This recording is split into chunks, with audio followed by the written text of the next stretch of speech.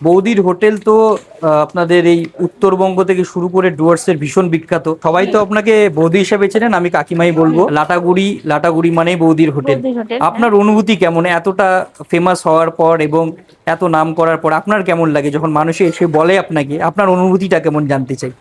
আমার অনুভূতিটা হচ্ছে যে মানুষকে আমি একটু ভালো করে খাওয়াবো, আচ্ছা নিজে হাতে করি সব, আর সব আমার নিজের লোক, স্টাফরা, হ্যাঁ, সব নিজের লোক আর নিজে হাতে করি।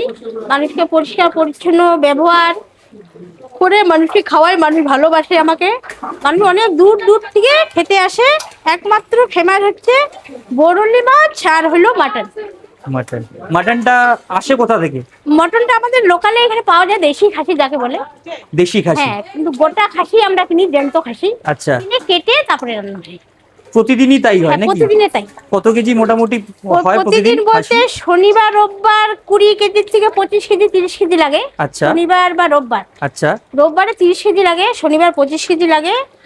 আর এমনি নর্মাল বারে হচ্ছে আপনার 15 কেজি 12 কেজি 12.5 এরকম আর কি চলতে থাকে। আচ্ছা। আজ যেমন ছুটির দিন, আজকে কি বেশি করা হচ্ছে নাকি? হ্যাঁ, আজকে ছুটির দিন, আজকে বেশি হয়, একটা হয়ে গেছে।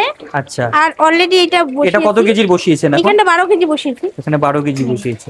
বাহ, এটা আর কতক্ষণ 6 কেজি লাগবে? হয়ে গেছে। সময় লাগবে কতক্ষণ হতে? এটা তো 1.5 ঘন্টা লাগে ম্যাক্সিমাম। 1.5 ঘন্টা লাগে। 1.5 ঘন্টা। মানে প্রেসার কুকারের কোনো ব্যাপার নেই, না, সমস্তটাই ব্যাপার এই কাঠের উনুনে কাঠের। রান্না হয়। হ্যাঁ। এটাতেই হবে তাই তো? এটাতেই হয়ে যাবে।